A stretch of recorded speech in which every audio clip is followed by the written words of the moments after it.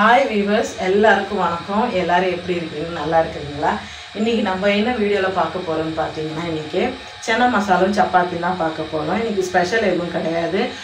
Easter நோம்புனால special கிடையாது. இன்றைக்கி சண்டேன்றதால special செய்வோம். ஆனால் இன்றைக்கி இல்லை, நோம்பு தொடங்கினதால 40 நாள் வந்து நாங்கள் கவுச்சி இந்த மீன் கறியெல்லாம் சாப்பிட மாட்டோம். பச்சை கறி வகைன்னு மட்டும் சாப்பிடுவோம். இப்போ இன்றைக்கி எதுக்கு இந்த சன்னா மசாலா சப்பாத்தின்னு பார்த்தீங்கன்னா, நம்ம சர்ச்சிலேருந்து வந்து இன்றைக்கி அன்பிய கூட்டம் வருது. அன்பிய கூட்டத்தில் வந்து அவங்க 10 பேர் வருவாங்க. நைட்டு டின்னருக்காக நம்ம ரெடி பண்ணுற இந்த சப்பாத்தியும் சன்னா மசாலாவும் பாருங்கள். இது நைட்டே நான் ஊற வச்சுருந்தேன். இந்த சன்னா மசாலாவுக்கு கடலை மூக்கடலை நைட்டே இது பாருங்கள், இதை ஊற வச்சுருந்தேன் பாருங்கள். இது வந்து இப்போ நம்ம வந்து இதை செய்ய ஆரம்பிக்கலாம். சப்பாத்தி இருக்குங்க, சப்பாத்தி சூப்பராக சப்பாத்திக்கு சூப்பராக இருக்கும் இந்த சன்னா மசாலா. வாங்க அது எப்படி செய்து வீடியோக்குள்ளே பார்க்கலாம். நம்ம இப்போ அது செய்ய ஆரம்பிக்கலாம். இப்போ இந்த கடையில் கொஞ்சம் உப்பு போட்டுட்டு கொஞ்சம் மஞ்சள் போட்டு தண்ணி ஊற்றிட்டு ஒரு 2 டம்ளர் தண்ணி ஊற்றி ஒரு 5-6 விசில் வர வரைக்கும் வேக விடலாம். இதோட வேகட்டும் நல்லா. இப்போ நம்ம வந்துட்டு 1.5 கிலோ வந்துட்டு ஆசீர்வாத் கோதுமை பொடி எடுத்துருக்கேங்க. இப்போ அதை நல்லா போட்டு மிக்ஸ் பண்ணிக்கலாம். மிக்ஸ் பண்ணிவிட்டு ஒரு 1.5 டீஸ்பூன் வந்துட்டு நம்ம வந்து சால்ட்டு போட்டுக்கலாங்க. 1.5 டீஸ்பூன் சால்ட்டு போட்டுட்டு நல்லா மிக்ஸ் பண்ணிக்கலாங்க.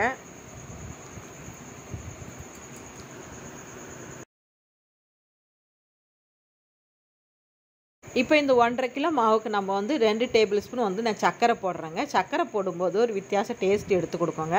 அதனால தான் இந்த சர்க்கரை போடுறோம். இப்போ நம்ம வந்து ஒரு 1/2 லிட்டர் பால் சூடு பண்ணி வச்சுருந்தோம். அதை கொஞ்சம் வெதுவெதுப்பான சூடான இதில் கொஞ்சம் கொஞ்சமாக ஊற்றி நம்ம பிசைஞ்சிக்கலாங்க. இது நல்லா மிக்ஸ் பண்ணிக்கலாம். இந்த பால் நம்ம ஊற்றிருக்கிறோம்ல, இது நல்லா மிக்ஸ் பண்ணிக்கலாம். பால் எதுக்கு ஊற்றுறோன்னா டேஸ்ட்டு கொடுக்கோங்க. பால் நம்ம இந்த கோதுமையில் ஊற்றும்போது ஒரு டேஸ்ட்டு கொடுக்கோங்க, சுவை கொடுக்கும், சுவை அதிகரிக்கும். இதை மாதிரி பால் ஊற்றி செய்யும்போது சாஃப்டாகவும் இருக்கும் நல்லா.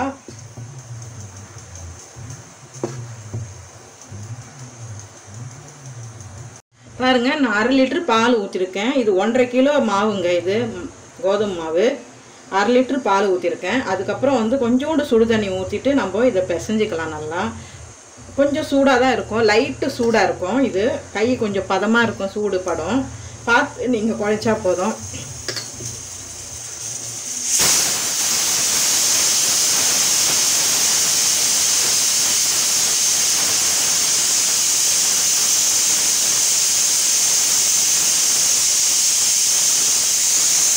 பாருங்க, இது வந்து நல்லா பிசைஞ்சு வச்சாச்சு. இப்போ இது நல்லா வந்து இது நல்லா பிடிக்கட்டோங்க, ஊறட்டோங்க. அது வரைக்கும் இதை மூடி வச்சுக்கலாம். இப்போ நம்ம வந்து மற்ற வேலையெல்லாம் பார்த்துக்கலாம். சன்னா ரெடி பண்ணிக்கலாம்.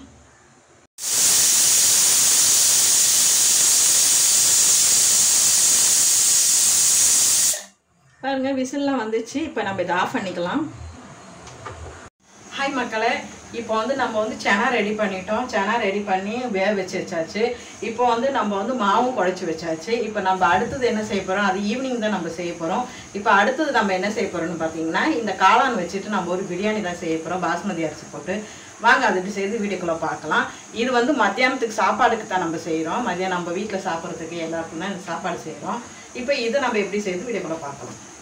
இப்போ நான் இந்த காளான் வந்து கட் பண்ணி வச்சுருக்கேன் பாருங்கள். இந்த காளான் வந்துட்டு இந்த மாதிரி கட் பண்ணி வச்சுக்கோங்க. இந்த மாதிரி கட் பண்ணி வச்சுட்டு இதை வந்து மஞ்சத்தூள் உப்பு போட்டு வேக வச்சுருங்க. எதுக்கு மஞ்சத்தூள் உப்பு போட்டு வேக வைக்கணும்னு பார்த்தீங்கன்னா, அந்த மஞ்சத்தூள் உப்பு போட்டு வேக வச்சா அதில் விஷம் இருக்குங்க. அந்த சில காளான்லாம் விஷம் இருக்கும், சில காளான் இருக்காது. இருந்தாலும் நம்ம அதை பார்க்க முடியாது. அதனால வந்து நம்ம எதுக்கும் ஒரு மஞ்சத்தூள் உப்பு போட்டு வேக வச்சோம்னா நம்ம உடம்புக்கு சேஃப்டி, நம்ம சாப்பிட்ற சாப்பாடுக்கு சேஃப்டி இருக்கும்ல, அதுக்காக தான். இப்போ நம்ம பற்ற வச்சாச்சு. இது கொஞ்சம் மஞ்சத்தூள் உப்பு போட்டு வேக வைக்கலாம். இதுதான் வேக வைக்கணும். அப்போ இல்லைனா வந்துட்டு இதில் நமக்கு ஒரு விஷம் இருக்குதுன்னு சொல்கிறாங்க. சிலதில் இருக்கும், சிலதில் இருக்காது. அதனால தான் இந்த விஷம் இருக்குன்றதால நம்ம மஞ்சத்தூள் உப்பு போட்டு சேஃப்டி, நம்ம சாப்பிட்றதுல ஒரு சேஃப்டி இருக்கட்டுமேன்றதுக்காக தான் மஞ்சத்தூள் உப்பு போட்டுட்டு நம்ம இதை வந்து நம்ம கழுகி சுத்தம் பண்ணிவிட்டு நம்ம திருப்பி மஞ்சத்தூள் உப்பு போட்டு நம்ம வேக வைக்கணும். குக்கர் வச்சாச்சு. இப்போ நம்ம எண்ணெய் ஊற்றிக்கலாம். எண்ணெய் நான் ஒரு 150 கிராம் ஊற்றுறேங்க. இந்த பிரியாணிக்கு 150 கிராம் எண்ணெய் ஊற்றினா தான் நல்லாயிருக்கும்.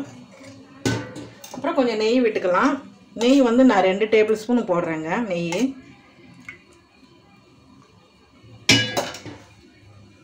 பாருங்க, சூடாயிடுச்சு எண்ணெய். இப்போ நம்ம இதை போட்டுக்கலாம்.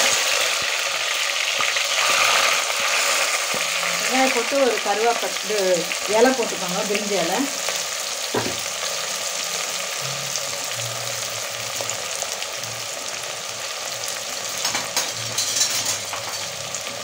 நல்லா வதக்கிக்கோங்க.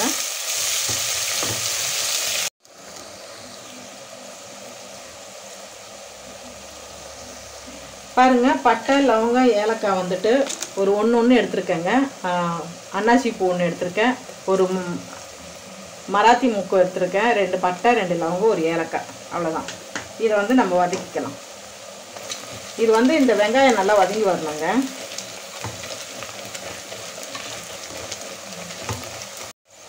இஞ்சி பூண்டு வந்து ஒரு 2 டேபிள் ஸ்பூன் போட்டுக்கோங்க.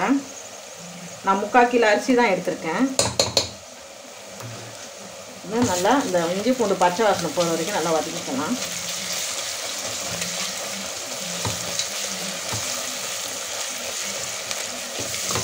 இப்போ நம்ம வந்து பிரியாணி கரம் மசாலா இருக்கும் பாருங்கள், அதை போட்டுக்கலாம். நம்ம பிரியாணிக்குன்னு தனியாக ஒரு கரம் மசாலா ரெடி பண்ணோம் பார்த்தீங்களா, அது வந்து ஒரு டீஸ்பூன் போட்டுக்கோங்க, 1.5 டீஸ்பூன் போட்டுக்கோங்க. ஏன்னா அந்த வாசனை கொடுக்கும், நல்ல வாசனை கொடுக்கும், அதனால தான் இந்த பிரியாணி மசாலா.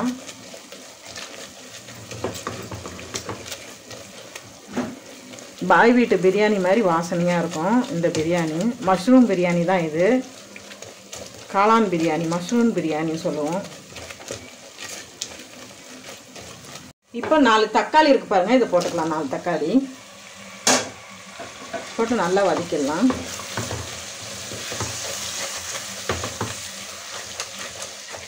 நல்லா உப்பு போட்டு வதக்கிக்கோங்க, அப்போ நல்லா சாஃப்ட் ஆகிடும்.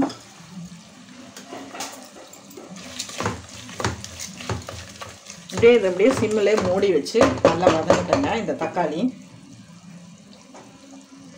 ஒரு 4 பச்சை மிளகாய் சேர்த்துக்கோங்க.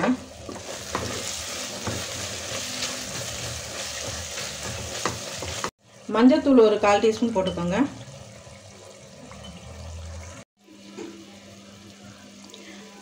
ஒரு டீஸ்பூன் தனியாத்தூள் போட்டுக்கோங்க. 1 டீஸ்பூன் மிளகாத்தூள் போட்டுக்கோங்க. போட்டு நல்லா மிக்ஸ் பண்ணிக்கலாங்க.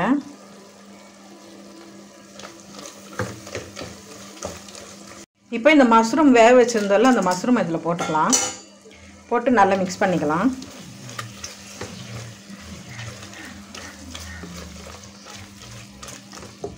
ஒரு 1/4 கப்பு தயிர் ஊற்றிக்கலாம்.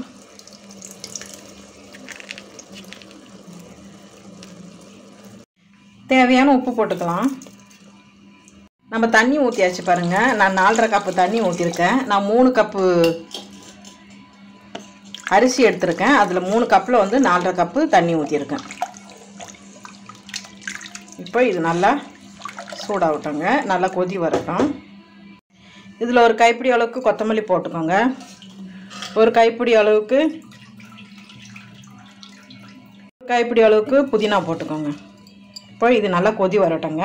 இப்போ இதில் கடலை எண்ணெய் ஊற்றிக்கலாம். கொஞ்சம் பட்டை லவங்கம் ஏலக்காய் போட்டுக்கோங்க. கொஞ்சமாக சோம்பு போட்டுக்கோங்க. 3 பெரிய வெங்காயம் போட்டு இது கட் பண்ணி போட்டுருக்கேன். 2 பச்சை மிளகாய் போட்டுக்கோங்க. கொஞ்சம் கருவேப்பிலை போட்டுக்கோங்க. ஸ்பூன் இஞ்சி பூண்டு போட்டுக்கோங்க.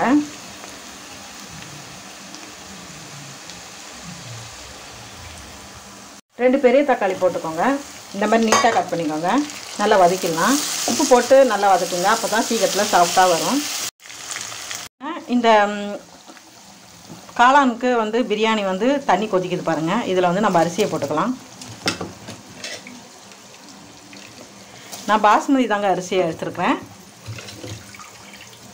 இந்த வேர்க்கடலை வேக வச்சுருந்தால இதை வந்து ஒன்றும் பாதியமாக நம்ம இந்த மாதிரி மேஷர் வச்சு ப்ரெஸ் பண்ணியிருக்கலாங்க. அப்போ தான் நம்மளுக்கு வந்து குழம்பு வந்து நல்லா டேஸ்ட்டு கொடுக்கும், அதை மாதிரி திக்னஸ் கொடுக்குங்க. ஒன்றும் பாதியமாக ரொம்ப எல்லாமே வந்து பண்ண வேண்டாம், ஒன்றும் பாதியமாக உடச்சி விட்டால் போதும். அப்போ தான் வந்து இந்த சனா மசாலாவுக்கு சூப்பராக இருக்கும். இந்த மாதிரி உடச்சி விட்டால் போதும். இந்த மஷ்ரூம் பிரியாணி நல்லா கொதிக்குது பாருங்கள். இப்போ இந்த ஸ்டேஜில் நம்ம மூடி வச்சிடலாம். மூடிட்டு நம்ம கீழே சிம் பண்ணிவிட்டு நம்ம ஒரு விசில் வர வரைக்கும் வெயிட் பண்ணலாம். விசில் போட்டுடலாங்க. இப்போ சிம் பண்ணிடலாம். சிம் பண்ணிவிட்டு அதுக்கப்புறம் நம்ம வந்து ஒரு விசில் வர வரைக்கும் வெயிட் பண்ணலாம்.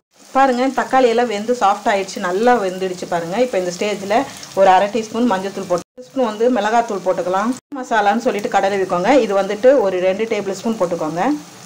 நல்லா வதக்கிக்கலாம். பாருங்கள், இந்த மஷ்ரூம் வந்துட்டு நம்ம வந்து உப்பு மஞ்சத்தூள் போட்டு வேக வச்சுருந்தோம்ல, அதை வந்து நம்ம இதை போட்டுக்கலாம். கடலை உடச்சி வச்சுருந்தோம்ல, இதை இதில் போட்டுக்கலாம். பாருங்க, இதில் கொஞ்சம் தண்ணி ஊற்றிட்டு நம்ம இந்த மசாலாலாம் நல்லா கொதித்து வரட்டோங்க. இந்த சனாலாம் வந்துட்டு இதில் இந்த கடலை இந்த மஷ்ரூம் இதெல்லாம் இதில் நல்லா கொதித்து வரட்டோங்க. இதெல்லாம் ஒன்றா சேர்ந்து நல்லா கொதித்து வரட்டும். கொத்தமல்லி தூவிக்கோங்க, தூவிக்கோங்க, வேப்பிலை தூவிக்கோங்க. இதெல்லாம் வெந்துடுச்சு பாருங்கள். சூப்பராக ரெடி ஆயிடுச்சு. சன்னா மசாலா ரெடி ஆயிடுச்சு பாருங்கள். மஷ்ரூம் சன்னா மசாலா ரெடி ஆயிடுச்சு. அவ்வளோதாங்க, இதை இறக்கிடலாம். அவ்வளோதான். இப்போ நம்ம சப்பாத்தி ரெடி பண்ணிக்கலாம். பாருங்கள், இது இப்போ நம்ம ஓப்பன் பண்ணிவிட்டு பார்க்கலாம். பாருங்கள், மஷ்ரூம் பிரியாணி பாருங்கள், சூப்பராக ரெடியாக இருக்கு பாருங்கள்.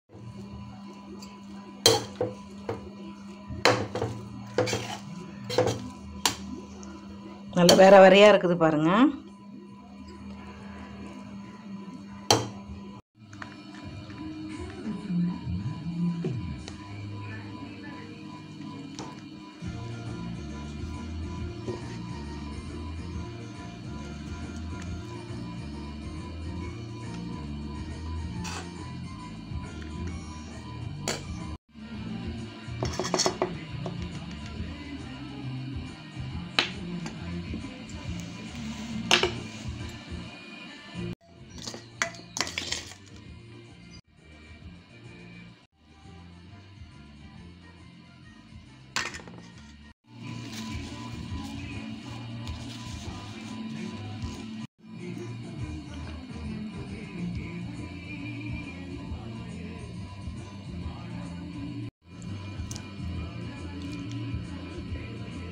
பாருங்க, இந்த சாப்பாடு எவ்வளோ உதிரி உதிரியாக இருக்குதுன்னு பாருங்கள்.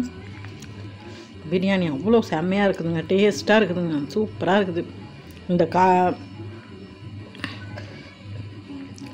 இந்த காளான் பிரியாணி அடிச்சிக்கவே முடியாதுங்க, அவ்வளோ சூப்பராக இருக்குதுங்க, செம்மையாக இருக்குதுங்க. அதே மாதிரி இந்த பச்சடி நல்லா இருக்குது பாருங்கள்.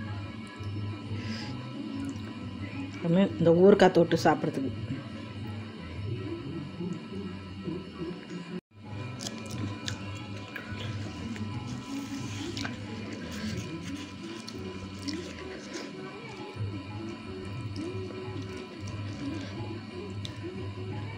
பாருங்க. சப்பாத்தி சுட்டாச்சு. ஒரு 30 சப்பாத்தி இருக்குங்க. இந்த சப்பாத்தி சுட்டாச்சு. சன்னா மசாலா ரெடி ஆயிடுச்சு பாருங்கள். சப்பாத்திக்கு சன்னா மசாலா சூப்பராக இருக்குங்க.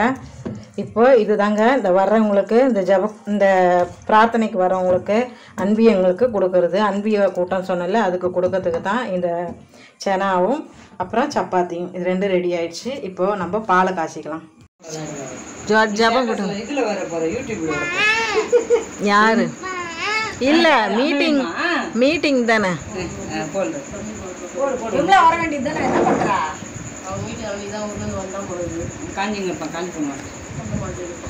நான் வந்தவொடனே வேலையில வேண்டிக் கொள்ளும். ஆமே.